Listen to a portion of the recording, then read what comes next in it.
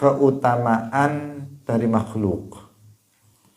Urutan tingkatan keutamaan dari seluruh makhluk. Mu'allif rahimahullahu ta'ala, Syekh Ibrahim Al-Laqani mengatakan bahwa afdalul khalqi alal itlaq nabiyuna, bahwa makhluk yang paling mulia secara mutlak itu adalah nabi kita, Nabi Muhammad sallallahu alaihi wasallam. Salatullah salamullah alal hadi Rasulillah. Assalamualaikum warahmatullahi wabarakatuh. Mari kita mulai, dan jangan lupa kita semuanya untuk mengikhlaskan niat kita, memurnikan niat kita bahwa kita hadir dalam majelis ini tujuannya adalah untuk meraih, untuk mendapatkan ridha Allah Subhanahu wa taala. Bukan untuk mencari pujian manusia, bukan untuk mencari penghormatan, pemuliaan dari makhluk, tetapi kita menginginkan ridha dari Allah Subhanahu wa ta'ala. Qala al-muallifu rahimahullahu ta'ala, wa afdalul khalqi 'alal itlaqi nabiyyuna famil 'ani syiqaqi wal anbiya yalunahu fil fadli wa ba'dahum malaikah dzil fadli hadza wa qaumun fassalu itfaddalu wa ba'du kullin ba'dahu qad yafdulu. Wa afdalul khalqi, lan utawi luweh utamane makhluk, alal itlaqi ing atase secara mutlak, iku nabiyuna, nabi kita, rupane Nabi Muhammad. Famil mongko ngedohono sapa sira anisyiqaqi, saking perpecahan. Wal anbiya, lan utawi pira-pira nabi, yalunahu kang ngiringi sapa anbiya ing Kanjeng Nabi Muhammad, ing nabiyuna fil fadli, ing dalam keutamaane. Wal anbiya, lan utawi pira-pira para nabi, iku yalunahu kang ngiringi, iku yalunahu ngiringi sapa anbiya ing nabiyuna fil fadli, ing dalam keutamaane. Wa ba'dahum, lan iku ing dalam sause al anbiya malaikatun, utawi malaikah. Karena nazam disukun malaikah, dzil fadli, kang duweni keutamaan. Hadza iki, utawi iki tafdil, keutamaan. Wa qaumun, lan kaum iku fassalu, merinci sapa kaum ing keutamaane para malaikah, itfaddalu, karena sak temene kaum iku ngutamaaken sapa kaum ing sebagian. Wa ba'du kullin, lan sebagian saben-saben para nabi lan para malaikat, ba'dahum ing sebagiane kang liya, sebagiane kullin, iku qad yafdulu, teman-teman wis mulia, luweh mulyani sapa kullin, sapa ba'du kullin.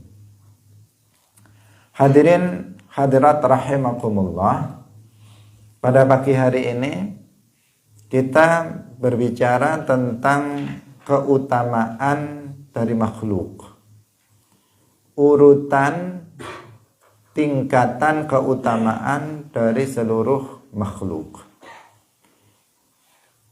Mu'allif rahimahullahu ta'ala, Syekh Ibrahim Al-Laqani mengatakan bahwa afdalul khalqi alal itlaq nabiyuna.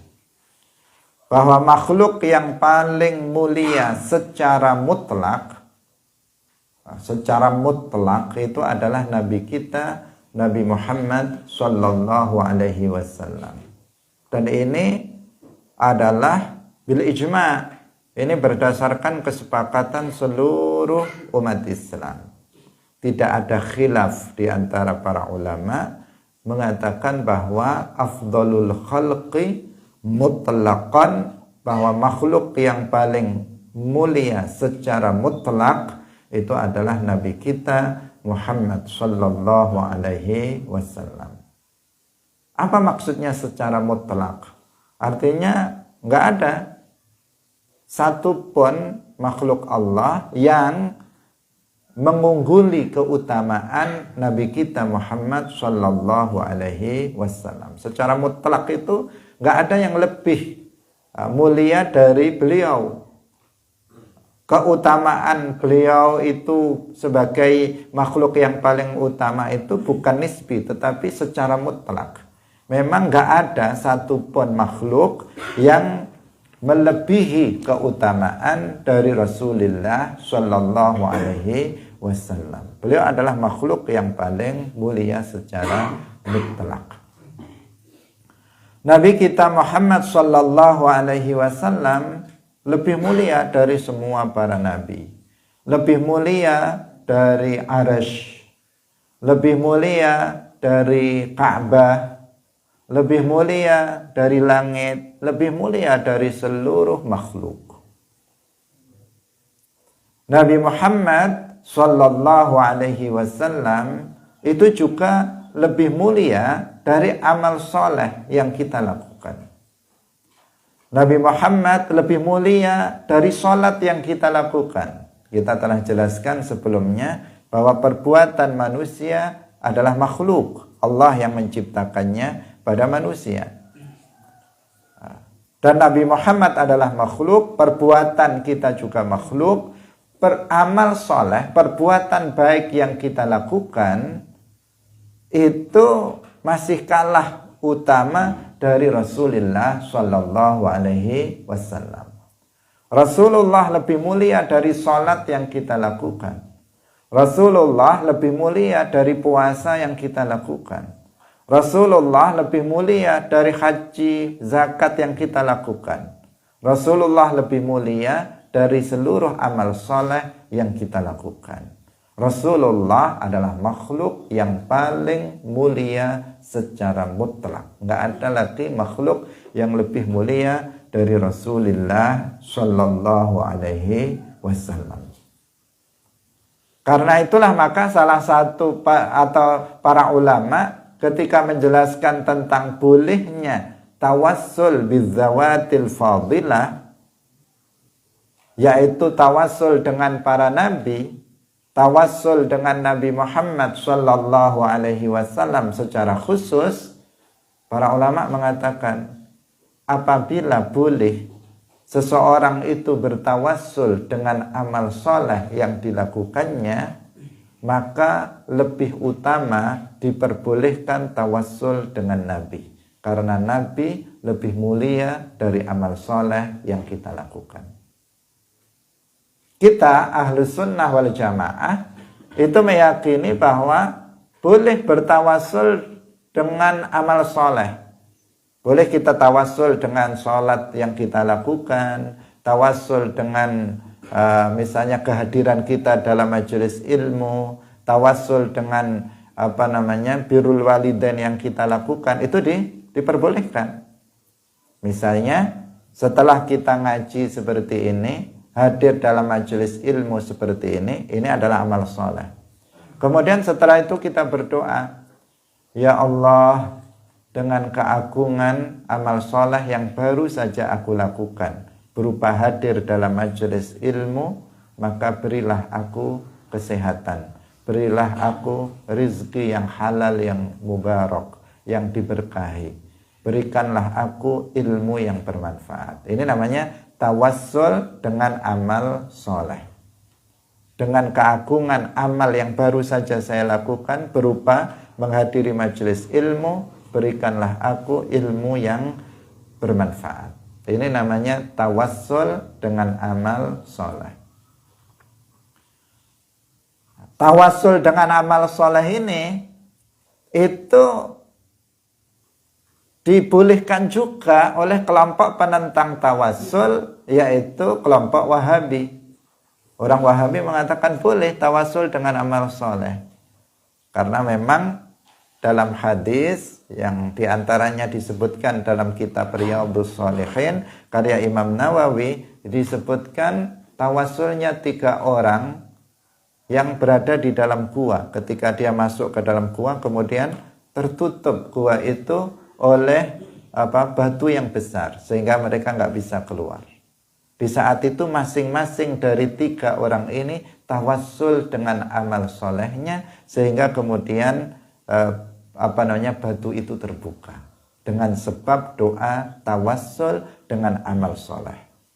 Nah, orang Wahabi mereka membolehkan tawassul dengan amal soleh, tetapi mereka mengharamkan tawassul bizzawatil fadilah, dengan zat yang mulia. Mereka mengharamkan tawassul dengan Nabi. Mereka mengharamkan tawassul dengan para wali. Nah, kita jawab, orang-orang Wahabi kita jawab dalam masalah ini. Apabila kalian membolehkan tawassul dengan amal soleh, kenapa kalian tidak membolehkan tawassul dengan Nabi? Padahal Nabi lebih mulia dari amal soleh yang kita lakukan. Nabi Muhammad lebih mulia dari amal soleh yang kita lakukan. Jika tawassul dengan amal soleh saja diperbolehkan, lalu kenapa tawassul dengan yang lebih mulia itu tidak diperbolehkan? Secara akal, maka tawassul dengan Nabi lebih diperbolehkan dari tawassul dengan amal soleh. Tetapi kedua-duanya sama-sama diperbolehkan di dalam agama. Bahkan tawassul dengan Nabi pun diajarkan oleh Rasulullah Shallallahu Alaihi Wasallam. Ketika ada sahabat buta datang kepada Rasulullah Shallallahu Alaihi Wasallam, Rasulullah mengajari sahabat ini untuk tawassul agar dia diberikan kesembuhan oleh Allah Subhanahu wa taala dari kebutaannya.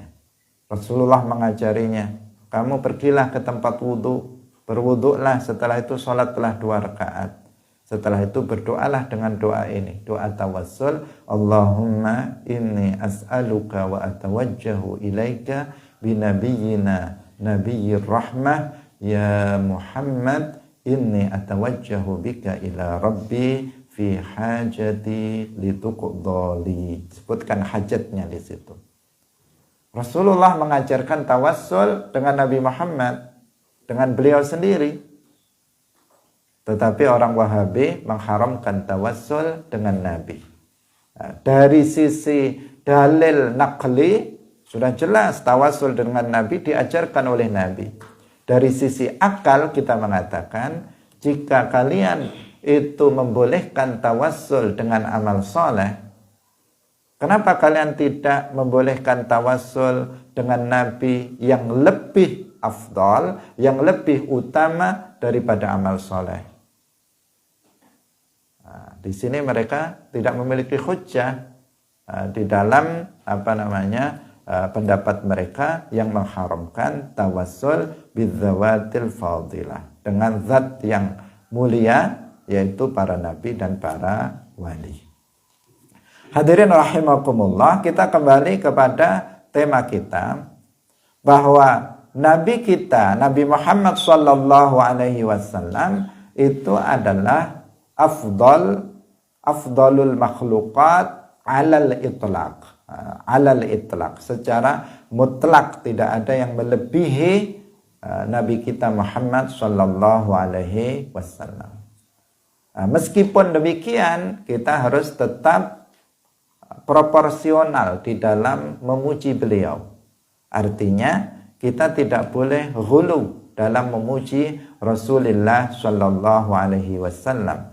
Kita tidak boleh melebihi batas dari yang semestinya di dalam memuji Rasulullah Shallallahu Alaihi Wasallam.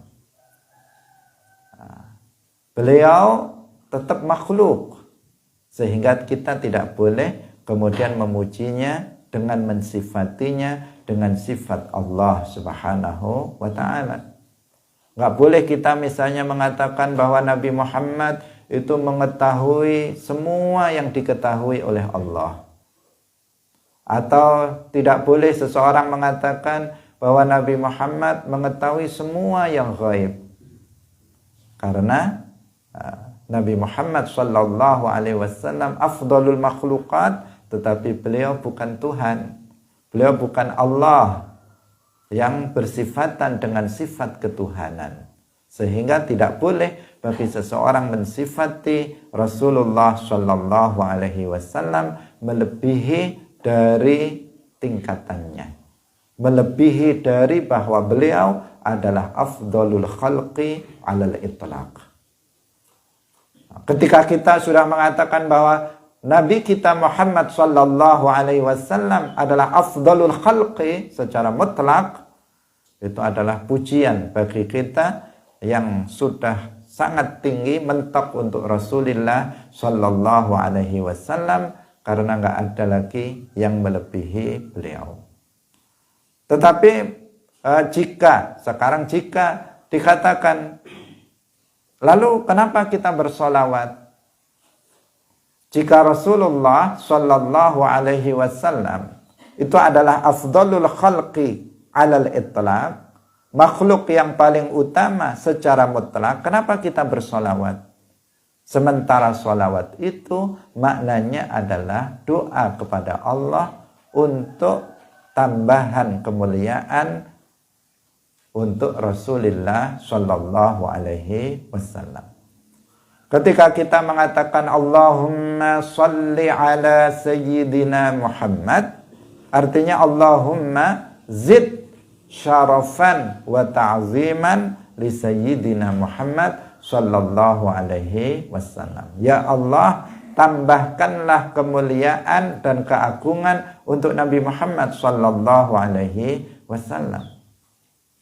Bukankah Nabi Muhammad sudah afdalul khalqi? Kenapa didoakan agar beliau diberi tambahan kemuliaan? Kita katakan bahwa beliau memang sudah afdalul khalqi, tetapi kemuliaan seseorang itu bisa bertambah. Kemuliaan Nabi Muhammad sallallahu alaihi wasallam yang sudah termulia, tidak ada yang mengunggulinya dari makhluk, itu bisa bertambah. Kemuliaan itu bertingkat-tingkat. Beliau sudah tertinggi, tetapi kemuliaan bisa terus bertambah. Setiap kali kita bersolawat kepada Rasulullah sallallahu alaihi wasallam, maka itu adalah doa kepada Allah agar Allah menambahi kemuliaan beliau yang sudah termulia. Beliau sudah paling mulia, semoga Allah menambahnya lagi, begitu seterusnya. Itu makna solawat kita kepada Rasulullah sallallahu alaihi wasallam. Karena apa? Kemuliaan itu bertingkat-tingkat dan bisa bertambah serta berkurang, sehingga kita ketika membaca sholawat adalah meminta tambahan kemuliaan untuk Nabi kita Muhammad sallallahu alaihi wasallam.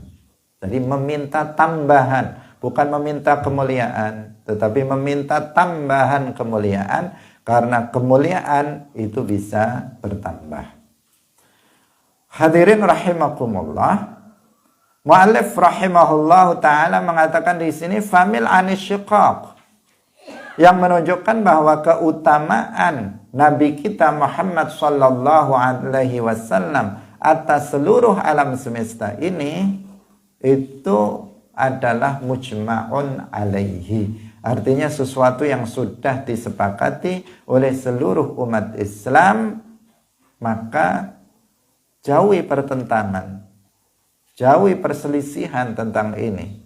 Jangan dipermasalahkan lagi, jangan ditentang, karena ini adalah sesuatu yang sudah disepakati oleh seluruh umat Islam. Hadirin rahimakumullah. Karena al-ijma' di dalam Islam adalah hujjah. Setelah Al-Quran, hadis, kemudian adalah ijma'. Apa yang sudah menjadi ijma', maka itu adalah kebenaran.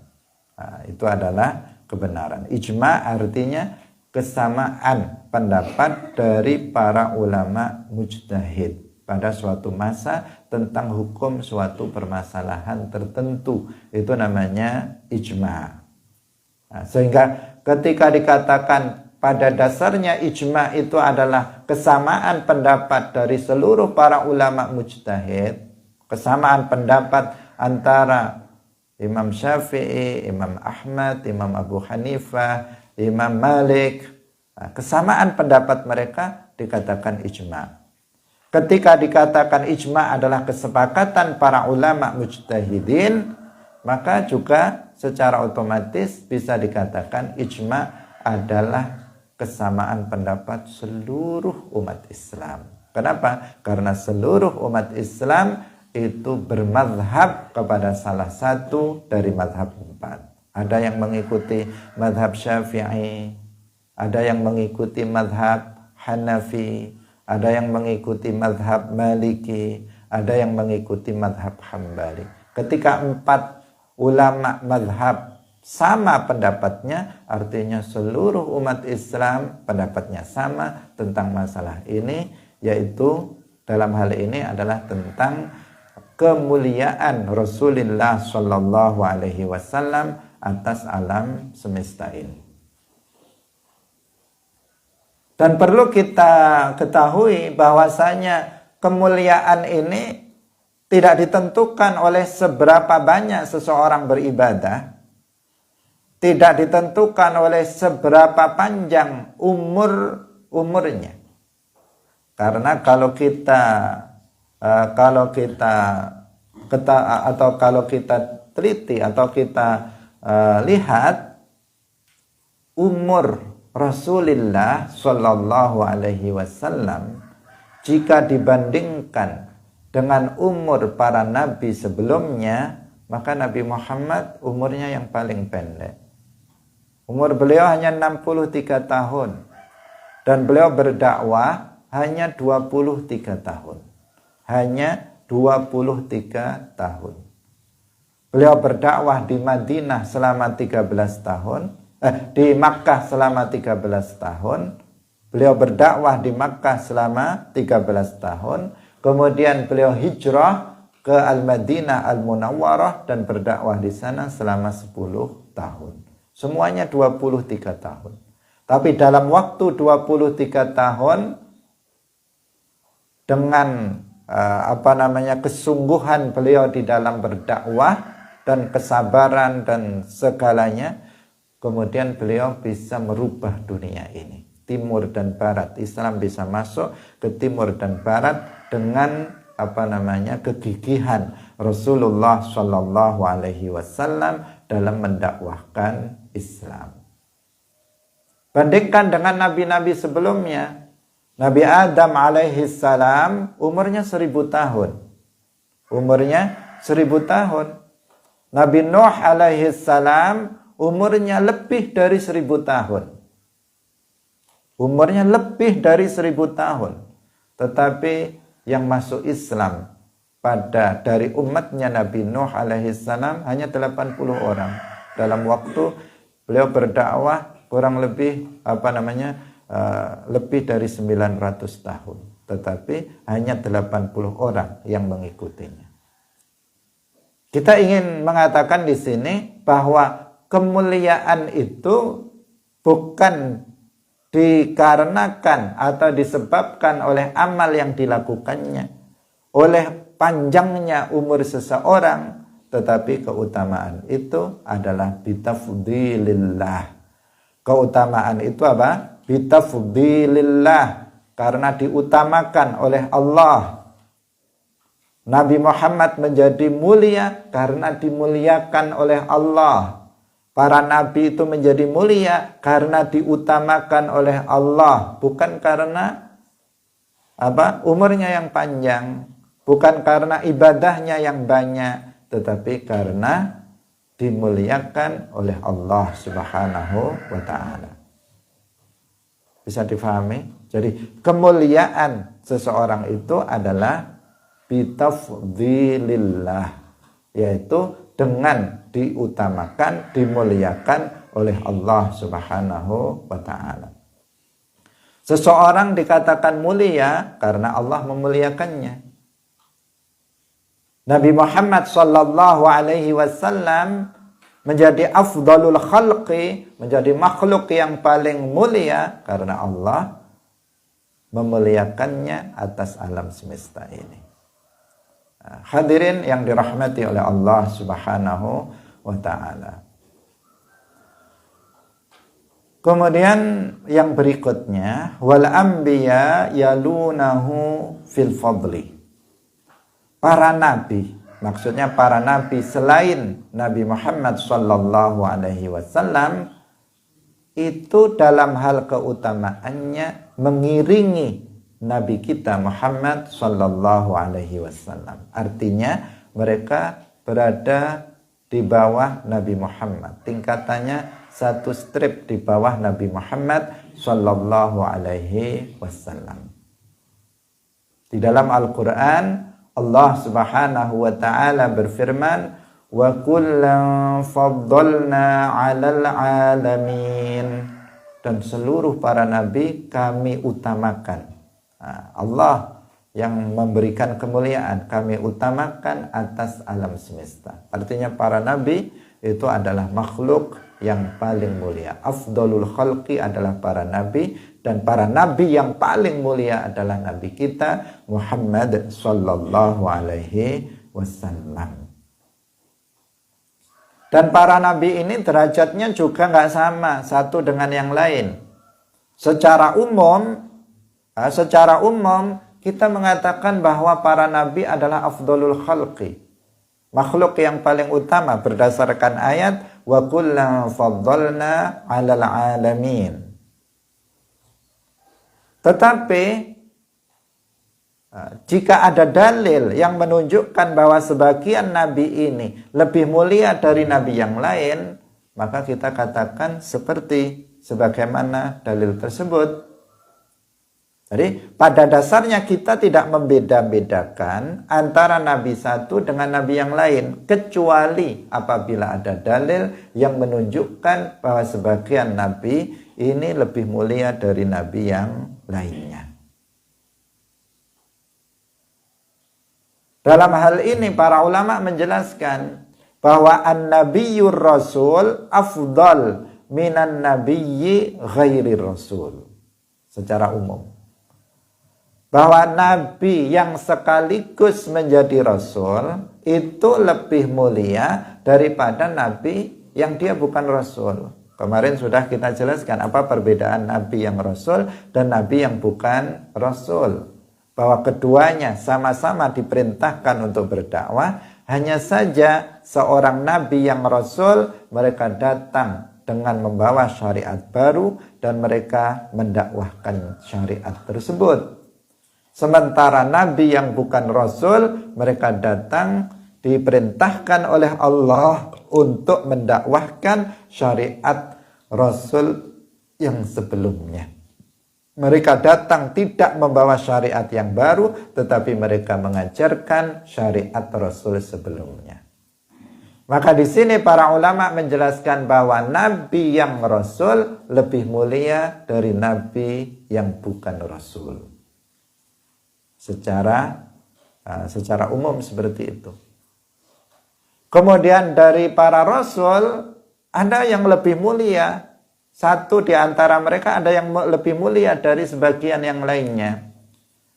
Di dalam Al-Quran disebutkan tilkar rusulu faddalna ba'dahum ala ba'din minhum man kallamallah wa rafa'a ba'dahum darajat. Tilkar rusul faddalna ba'dahum ala ba'din. Para rasul itu kami utamakan sebagian atas sebagian yang lainnya. Minhum man kallamallah, di antara mereka ada yang diperdengarkan kalam Allah. Siapa? Nabi Musa alaihi salam dan Nabi kita Nabi Muhammad sallallahu alaihi wasallam. Keduanya memiliki keutamaan yang lebih dari yang lainnya karena beliau berdua diberikan keistimewaan berupa diperdengarkan kalam Allah Subhanahu wa taala. Artinya mereka diberikan kemuliaan yang lebih dari yang lainnya. Wa rafa'a ba'dahum darajat, dan Allah mengangkat derajat sebagian dari para nabi lebih dari derajat para nabi yang lainnya. Saya ulangi lagi, secara umum seluruh para nabi adalah makhluk yang paling utama, yang paling mulia. Tetapi nabi yang rasul lebih mulia dari nabi yang bukan rasul. Dan nabi yang rasul itu juga tidak satu tingkatan. Sebagian yang lain lebih dimuliakan oleh Allah dari sebagian yang lainnya berdasarkan ayat yang baru saja kita baca dalam surat Al-Baqarah. Tilkar rusulu faddalna ba'dahum ala ba'd. Minhum man kallamallah wa rafa'a ba'dahum darajat. Hadirin yang dirahmati oleh Allah Subhanahu wa ta'ala. Dari para rasul ini ada 5 yang lebih mulia dari yang lainnya, yang disebut dengan para rasul ulul azmi, yang disebut dengan istilah para rasul ulul azmi. Apa artinya ulul azmi? Artinya adalah para rasul yang sudah mencapai puncak kesabaran. Seorang rasul yang memiliki kesabaran yang sangat tinggi. Mereka diuji oleh Allah Subhanahu wa taala dengan berbagai macam ujian dan musibah, tetapi mereka adalah orang yang paling bersabar.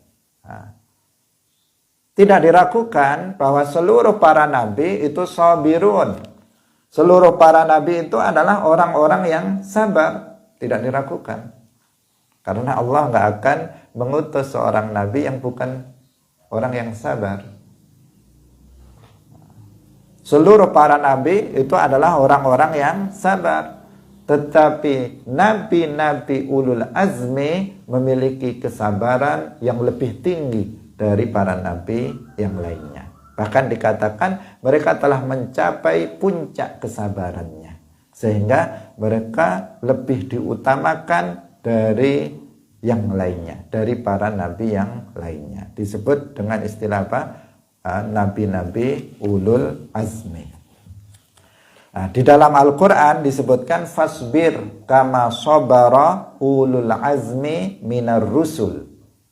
Sabarlah kamu sebagaimana rasul-rasul ulul azmi bersabar. Ini perintah agar kita bersabar. Sabar as-sabru ala ta'at, as-sabru anil ma'asi, as-sabru anil musibah. Sabar ini ada 3 macam. Ada sabar dalam menjalankan ketaatan. Meskipun hawa nafsu kita tidak menginginkan untuk melakukan ketaatan, kita tetap melakukannya. Itu namanya as-sabru ala ta'at. As-sabru anil ma'asi, sabar dalam meninggalkan kemaksiatan. Meskipun hawa nafsu kita menginginkan melakukan kemaksiatan-kemaksiatan, kita tidak turuti, kita tetap meninggalkannya. Itu namanya sabar dalam meninggalkan kemaksiatan.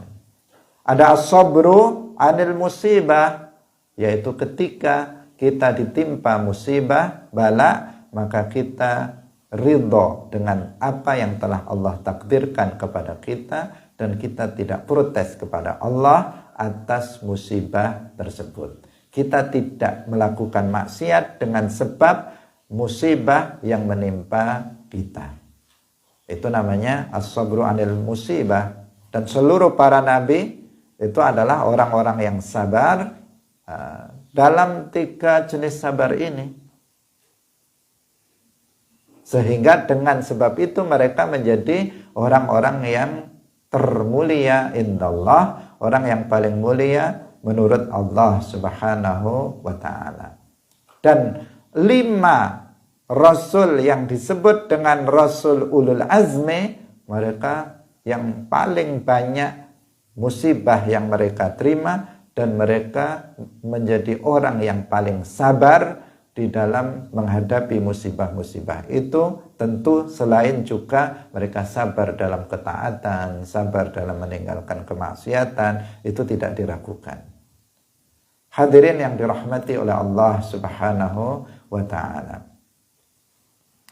5 orang Nabi ulul azmi ini disebutkan oleh sahabat Abu Hurairah radhiyallahu anhu, sebagaimana diriwayatkan oleh Al-Imam Al-Hakim dalam kitab Al-Mustadrak.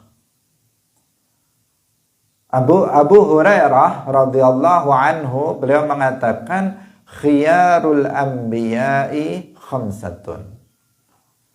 Khiyarul anbiya khamsatun. Para nabi pilihan, para nabi yang terbaik itu ada 5. Muhammadun wa Ibrahimu wa Musa wa Isa wa Nuh. Muhammadun, Nabi Muhammad, wa Ibrahimu, Nabi Ibrahim, wa Musa, Nabi Musa, wa Isa, Nabi Isa, wa Nuhun, dan Nabi Nuh. Inilah yang disebut dengan nabi-nabi ulul azmi. Keutamaannya secara berurut. Nabi Muhammad yang termulia, yang kedua Nabi Ibrahim, yang ketiga Nabi Musa, dan yang keempat adalah Nabi Isa, dan yang terakhir adalah Nabi Nuh. Baru kemudian para nabi rasul yang lainnya. Hadirin yang dirahmati oleh Allah. Dan Abu Hurairah di akhir pernyataannya mengatakan wa khiyaruhum Muhammadun sallallahu alaihi wasallam. Yang terbaik, yang termulia dari 5 nabi ulul azmi ini adalah nabi kita, Nabi Muhammad sallallahu alaihi wasallam. Hadirin yang dirahmati oleh Allah Subhanahu wa ta'ala. Kemudian berikutnya, wa ba'dahum malaikah dzil fadli.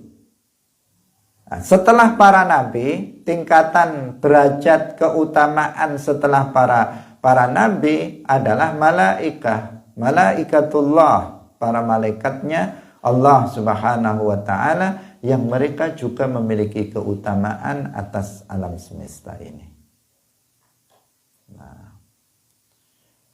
Hadza wa qaumun fassalu itfaddalu wa ba'du kullin ba'dahu qad yafdulu. Di sini para malaikat pun menurut pendapat yang rajih itu juga dirinci. Sebagaimana tadi para nabi itu keutamaannya juga dirinci. Bahwa secara keseluruhan para nabi itu lebih mulia dari seluruh alam semesta. Tapi ada rincian bahwa nabi yang rasul lebih utama dari nabi yang bukan rasul. Bahwa rasul yang ulul azmi lebih mulia dari rasul yang bukan ulul azmi. Demikian juga para malaikat. Secara umum para malaikat itu adalah afdalul makhluqat ba'dal anbiya. Setelah para nabi, makhluk yang termulia adalah para malaikat itu secara umum. Tetapi ada rinciannya. Bahkan ada di antara para malaikat itu yang masih kalah mulia dengan manusia dari kalangan manusia, yaitu dari kalangan para wali. Bagaimana urutannya? Para ulama menjelaskan bahwa yang paling tinggi keutamaannya dari kalangan para malaikat itu adalah ru'asaul malaikah, yaitu para pemimpin dari para malaikat, para pemimpinnya, seperti malaikat Jibril, seperti malaikat Mikail, seperti malaikat Israfil, seperti malaikat Azrail, kemudian malaikat Hamalatul Arsh. Ini adalah disebut ru'asa al-malaikah. Mereka adalah para pemimpin dari keseluruhan para malaikat. Tapi seluruh para malaikat itu memiliki fadl, mereka memiliki keutamaan. Kenapa? Karena para malaikat semuanya muslimun. Al-malaikatu muslimun, dinuhum al-islam. Para malaikat itu semuanya beragama Islam, semuanya muslim. Dan seorang muslim pasti memiliki keutamaan indallah. Namun para malaikat ada yang lebih utama dari yang lainnya. Yaitu kita katakan yang pertama, yang tertinggi adalah ru'asaul malaikah, yaitu para pemimpin dari kalangan para malaikat, seperti Jibril alaihissalam, lebih mulia daripada yang lainnya. Kemudian setelah itu ada khawasul malaikah, kalangan khusus dari para malaikat. Nah, khusus itu yang memiliki keistimewaan dari kalangan para malaikat, yang mereka penggede, yang mereka itu adalah kalangan terdepan dari para malaikat. Nah, ini khawasul malaikah. Itu mereka juga memiliki keutamaan di bawah ru'asaul malaikah. Kemudian setelah itu ada yang disebut dengan awamul malaikah. Awamul malaikah dari kalangan umumnya para malaikat atau kalangan awam dari kalangan malaikat. Sebagaimana manusia ini juga ada yang awam, ada khawas. Di kalangan para malaikat itu juga ada yang awamul malaikah. Yang mereka bukan ru'asa al-malaikah, mereka bukan khawasul malaikah, tetapi mereka adalah disebut awamul malaikah. Dan awamul malaikah, para ulama menjelaskan bahwa mereka masih kalah mulia dengan para aulia al-bashar. Mereka masih kalah keutamaannya dari para wali dari kalangan manusia. Masih kalah mulia dengan Sayyiduna Abu Bakar As-Siddiq radhiyallahu anhu. Awamul malaikah masih kalah mulia dari Sayyiduna Umar bin Al-Khattab, dari Utsman bin Affan, dari Ali bin Abi Thalib, dari para aulia dari kalangan para sahabat. Masih kalah dari para aulia dari kalangan tabi'in, masih kalah mulia dari para aulia pada masa tabi'in, bahkan masih kalah mulia dari para wali yang hidup pada masa ini. Karena setiap masa ada para aulia. Awamul malaikah masih kalah mulia dari para wali dari kalangan manusia. Jadi para malaikat ini tidak satu tingkatan, mereka bertingkat-tingkat. Tetapi semua para malaikat mereka memiliki keutamaan, memiliki fadlun indallah. Allah mengutamakan, memberikan keutamaan, kemuliaan kepada mereka. Karena apa? Karena seluruhnya tadi kita katakan mereka adalah muslimun. Selama seseorang itu beragama Islam, maka dia memiliki kemuliaan. Sebagaimana para malaikat, demikian juga manusia. Mereka yang beragama Islam, maka dia memiliki kemuliaan indallah. Meskipun dosanya banyak, sering meninggalkan kewajiban, tetapi jika dia muslim, ada iman di dalam hatinya, dia masih memiliki kemuliaan meskipun kemuliaannya itu rendah. Tapi kemuliaan itu ada. Berbeda dengan mereka yang kafir. Orang yang kafir sama sekali tidak memiliki kemuliaan indallah, sama sekali. Mereka nggak memiliki keutamaan. Nanti akan kita bahas tentang urutan kemuliaan manusia setelah atau dalam pertemuan berikutnya.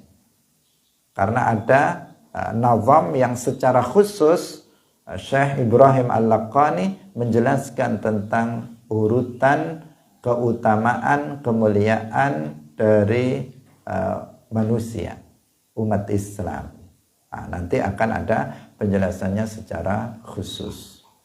Hadirin yang dirahmati oleh Allah Subhanahu wa taala.